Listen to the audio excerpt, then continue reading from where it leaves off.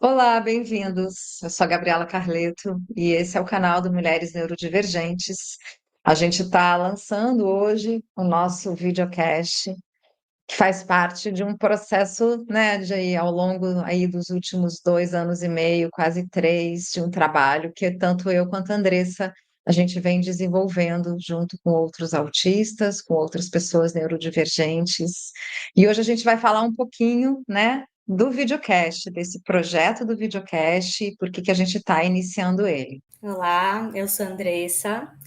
Então, aqui com o videocast, a gente pretende trazer alguns temas, né, em relação a pessoas neurodivergentes e também trazer convidadas, principalmente, né, e alguns convidados também para falar sobre mulheres neurodivergentes, né, por exemplo, alguns neurologistas, psiquiatras que têm um público feminino forte, né, para a gente ampliar esse lugar da escuta realmente, né? Para a gente trazer diferentes vozes, diferentes perspectivas, formas de se olhar, né? Tanto para o autismo, TDAH, outras habilidades, né?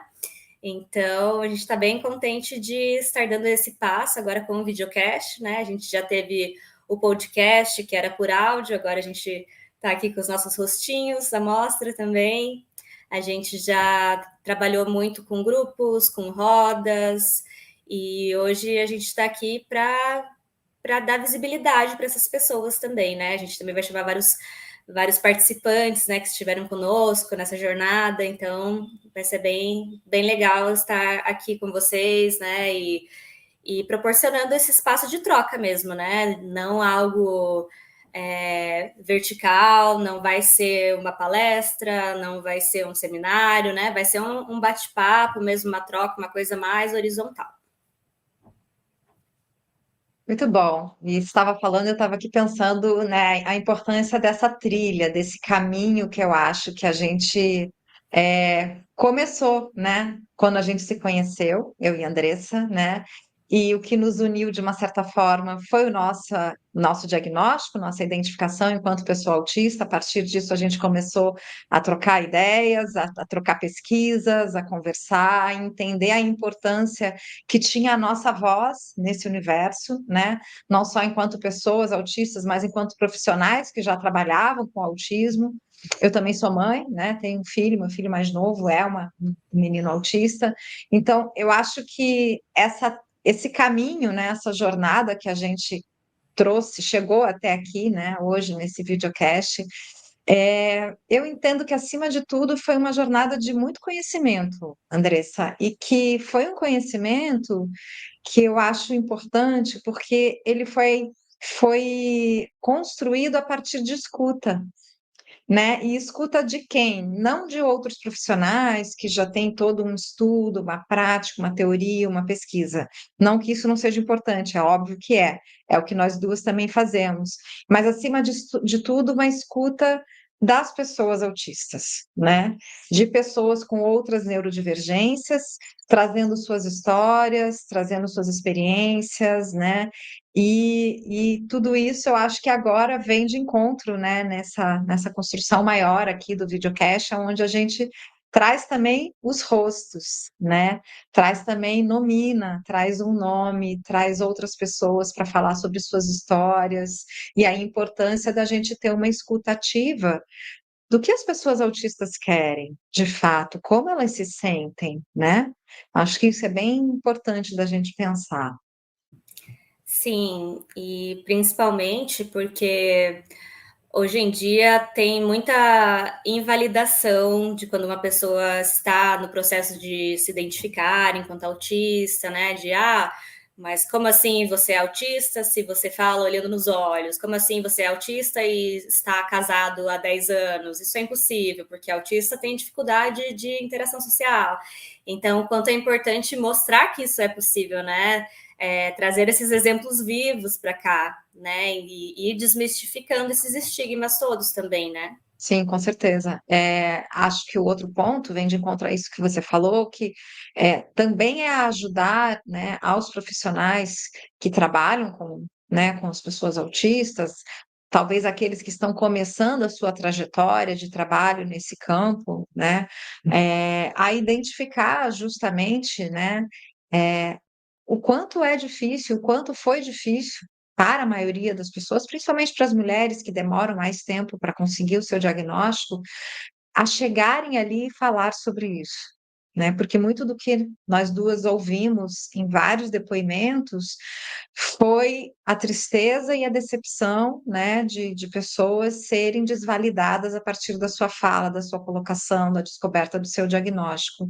Quando a gente tem isso, de familiares, de profissionais de saúde e de profissionais de educação, eu coloco esse tripé, eu acho que isso é muito doloroso, né? E a gente realmente precisa repensar e falar mais sobre. Com certeza. E eu acho que essa é também uma das propostas aqui, né? De a gente olhar para a particularidade de cada indivíduo autista que vai vir aqui, né? De cada mulher que vai vir contar a sua história, né? Então, a gente vai ter convidadas que vão, por exemplo, relatar como que foi a experiência do puerpério enquanto uma mulher autista. Será que tem desafios ainda maiores do que para uma mulher não autista?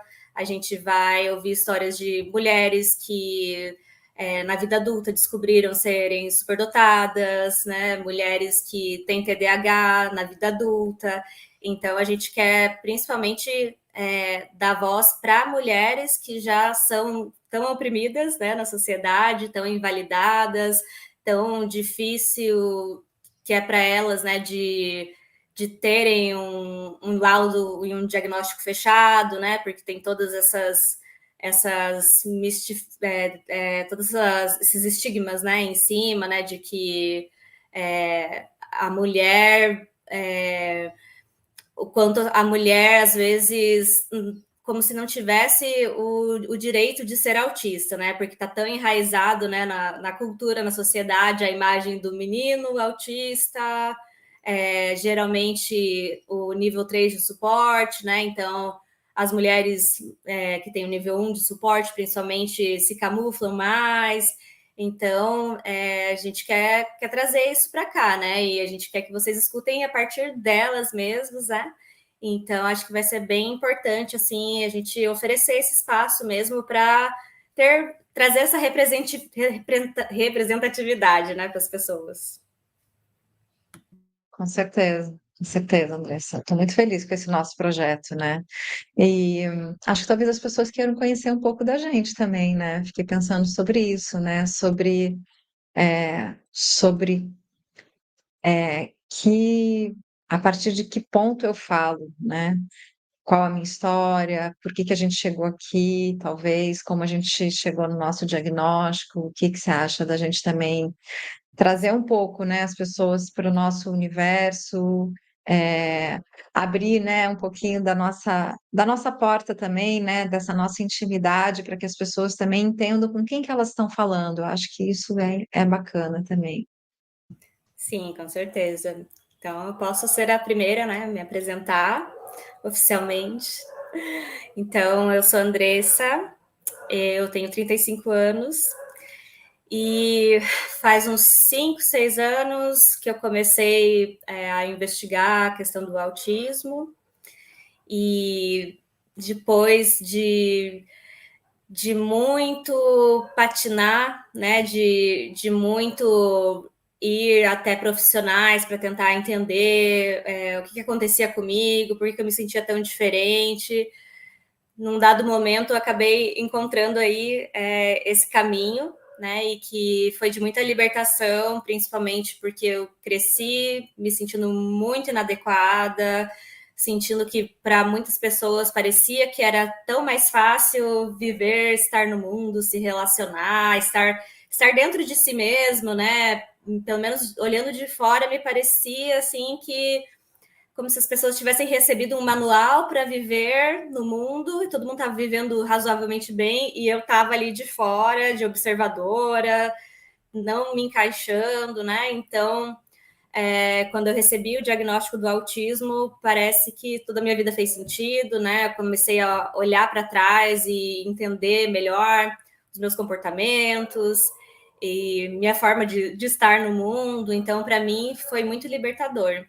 E alguns anos depois, comecei a desconfiar também do TDAH e resolvi fazer uma avaliação também com neuropsicóloga, e aí também confirmou o TDAH, confirmou também altas habilidades, superdotação, que era algo que eu nem imaginava que poderia ser, né? Então, hoje em dia, eu estou aqui tentando me entender ainda mais, pensando nessas três vertentes, né? Como que uma potencializa a outra, como que uma atrapalha a outra, digamos assim, né? Como que, por exemplo, o TDAH interage com o autismo. Então, é uma complexidade, mas também é muito interessante, assim, perceber o quanto eu ter um cérebro diferente da norma faz eu ser quem eu sou também, né? Tanto com as alegrias e com as dores, né? Estamos aqui com essa subjetividade, né? E sempre em processo de transformação também, de aprofundar nesse autoconhecimento, porque eu acho que autoconhecimento liberta, né? Liberta a gente para estar aqui no mundo cada vez de uma forma mais autêntica, né? Então, por muito tempo eu pensava, será que eu saio do armário e conto para as pessoas que eu sou autista, por exemplo? Será que eu, enquanto profissional, será que as pessoas vão vir com preconceitos? Como que isso vai ser, né? Mas hoje em dia eu tenho focado muito por esse caminho, né, na minha profissão. Então, eu tenho escolhido atender pessoas neurodivergentes como meu público principal, e tem sido muito incrível, assim, porque eu também aprendo muito com eles, né? E para mim é muito bom poder acompanhar essas pessoas, né? E sentir assim que a gente tá desbravando o mundo, né? Porque ainda é algo que não temos todas as respostas, né? Não temos todas as certezas, então a gente está aí construindo um caminho, né? Que talvez seja um pouco mais fácil para os que virão depois, né? Então, sinto que eu com a Gabriela também a gente se ajuda muito, né? Então, também estou bem feliz de estar nessa jornada com você. Já aproveito para fazer esse comentário. Bonitinha. Eu também, né? Eu acho que a gente é, cresceu muito juntas. E isso foi muito importante, tanto para mim e eu acho que para você também. Fico feliz, né? É tão bom te ouvir. E minha história também é um pouco parecida com a tua, difere em alguns aspectos, né? Porque o meu contato com o autismo ele começa primeiro na maternidade. Então já faz uns 8 para 9 anos, mais ou menos, né, que eu comecei a pesquisar um pouco sobre o autismo, já nessa hipótese de diagnóstico ou não, né, do meu filho. Mas isso foi, assim, caminhando a passos lentos, né, é, olhando o desenvolvimento dele, indo a médicos e não fechando o diagnóstico, ficando uma coisa ainda muito assim subjetiva no ar, né? Porque é isso. O meu filho é um menino e a gente tem um estereótipo do menino autista, né? Também um menino hiperativo, um menino que não socializa, um menino que não olha, e o meu filho não era assim, né? Ele sempre teve muitos amigos, ele sempre socializou. Ele até tinha um olhar diferente, né? Um olhar que ia mais para o lado, assim. Mas em outros aspectos demorou um pouco mais para fechar. Então eu comecei o meu processo no autismo através dele, né? E depois começou na clínica, né? A chegar e é engraçado porque foi através das mulheres, começou a chegar algumas clientes, né, algumas pacientes com características, com a dúvida, e aí eu comecei então a pesquisar e aprofundar um pouco mais nesse campo, né, do autismo feminino, vou colocar entre aspas, porque, né, é só uma forma da gente colocar, e um começo de uma identificação do tipo, opa, isso está falando algo sobre mim também. Quando o diagnóstico do meu filho foi fechado, já fazem 6 anos, aí as fichas realmente começaram a cair, né? E começou a fazer muito sentido aquilo que eu via nele e também observava, né? Na minha infância, né? Na adolescente que eu tinha sido, na adulta que eu ainda era, né? E hoje eu tenho 52 anos, eu sou bem mais velha que você, e percebo o quanto que ainda carrego, né? Muitas características ali, né? Da minha infância e tal. Então, eu fiz o processo que eu aconselho as pessoas que querem buscar um diagnóstico, né, que têm esse interesse de fazerem. Me coloquei à prova, fui buscar, porque uma coisa sou eu profissional achar que sou, né? Mas eu queria ter essa confirmação e não ser uma confirmação só íntima. Então, fui ao neurologista, fiz consulta, fui encaminhada, fiz todas as testagens, voltei ao neurologista, né, para ter o meu lado ali confirmado. E aí, para mim, foi libertador. De verdade, assim, né? Foi muito libertador, porque trouxe respostas a todas as minhas angústias. E eram muitas as minhas angústias, porque eu tinha cobranças, né, assim, de família, de pessoas, do tipo, por que você é assim?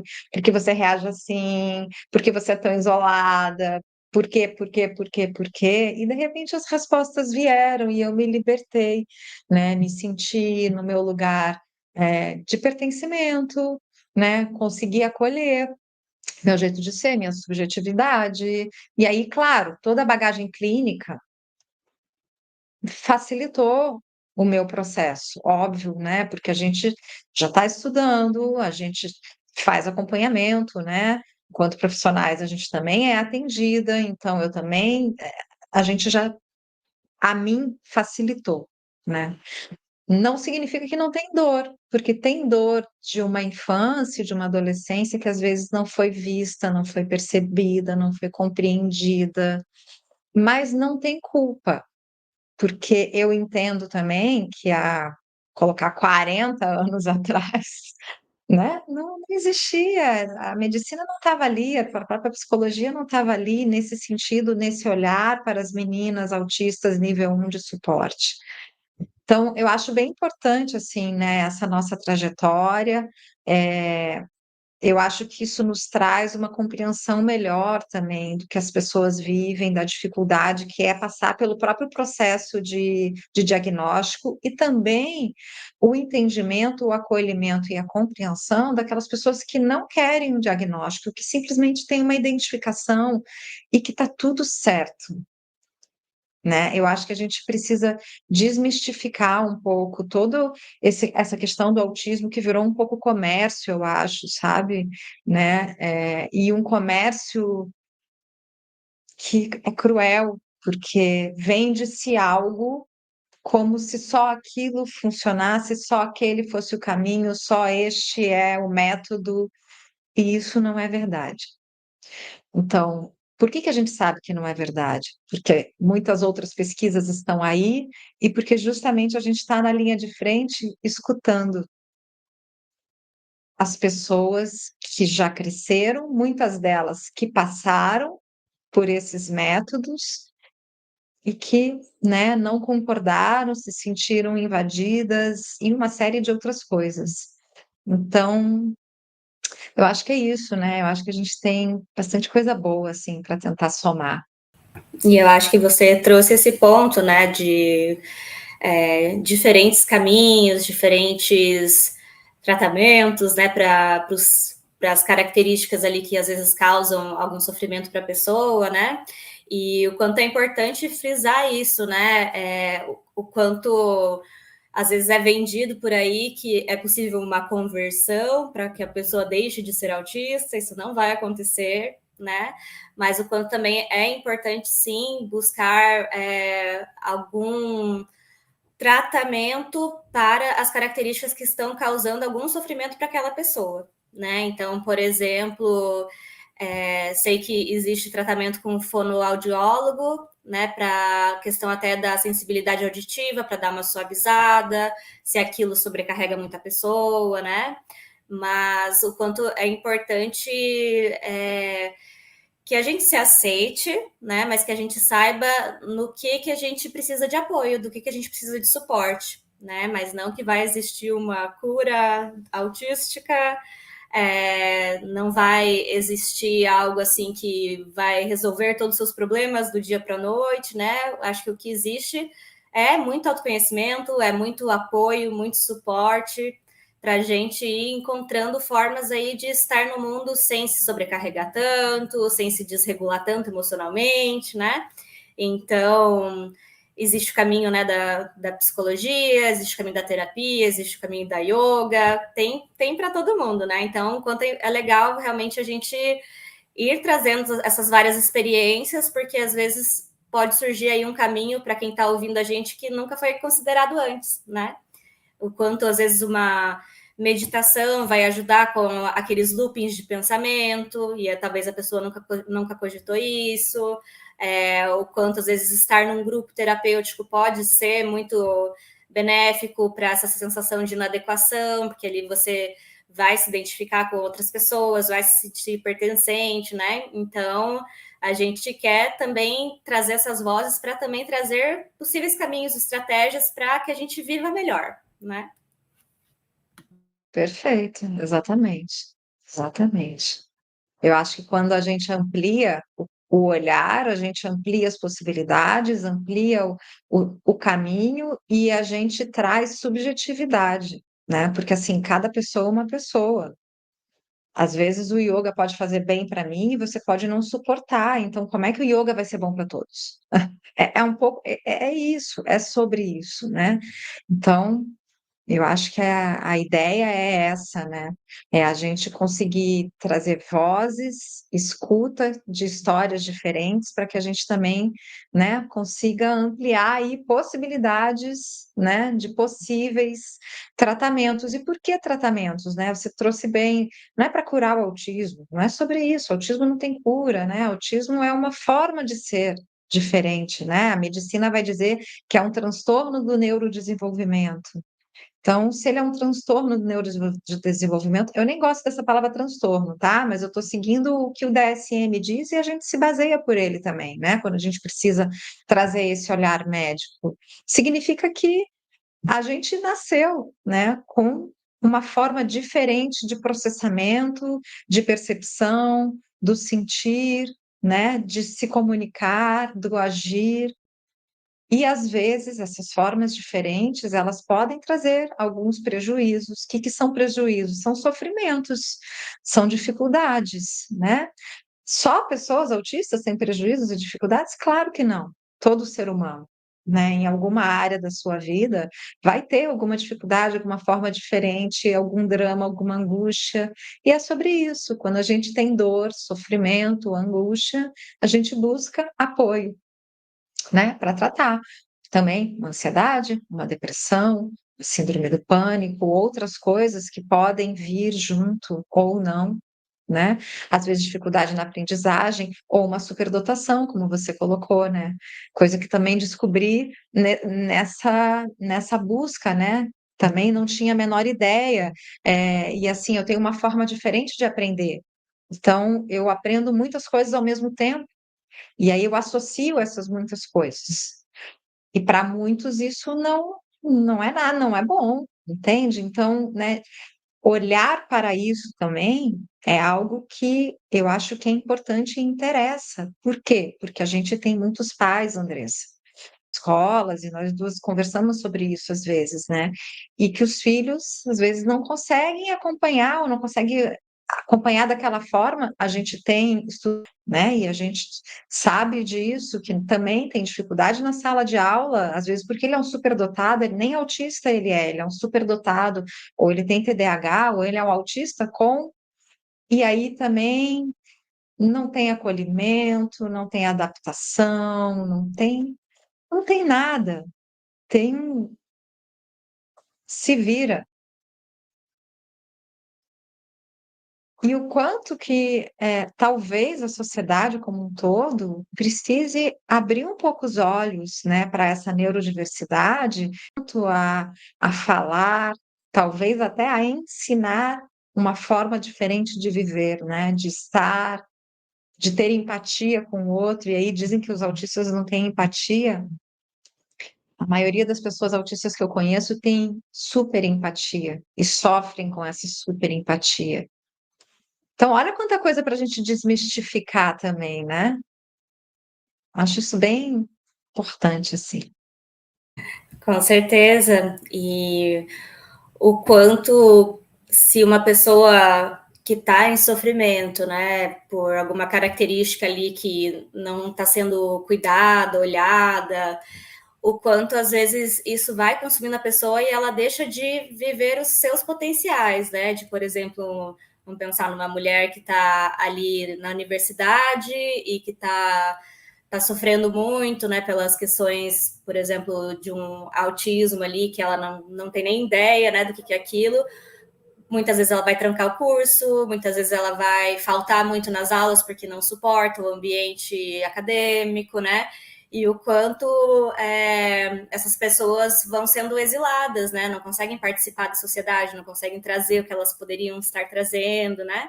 Então, o quanto realmente é importante pensar também nessa estrutura social, na estrutura educacional, política, né? Então, a gente tem muito esse olhar também, né, Gabi, de que não é apenas a gente, quanto indivíduo, que vai conseguir trazer possibilidades aí para se viver bem, porque não tem como a gente viver bem se a gente vive num mundo com uma desigualdade social tão grande, né, com opressões tão presentes, né, com tantos preconceitos, com tanta falta de política pública para olhar para as nossas demandas também, né?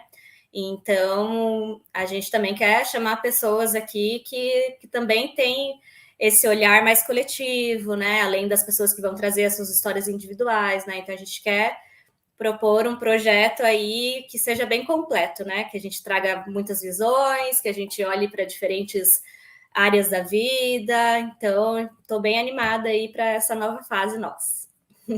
Eu também, estou bem animada. E esse é só, né, o pontapé inicial.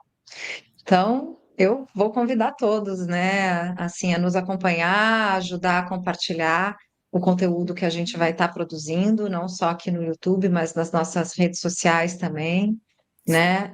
Pedir para que as pessoas colaborem também com temas, indicação de pessoas profissionais que elas gostariam de ver aqui, né, trazendo seu conhecimento, sua voz, isso é importante. Então, eu acho que é isso, Andressa. Uhum. Legal, então no próximo episódio já traremos alguma convidada para a gente ter essa troca, né? E também estamos abertos aí, deixem nos comentários sugestões, críticas construtivas. Então é isso. É isso. Então tá bom. Então um beijo para você e a gente Bem, se vê aí já no próximo episódio com um convidado sentado aqui junto com a gente, para a gente abrir, né, as perfeito. conversas. Então tá bom. Até. Beijo. Até.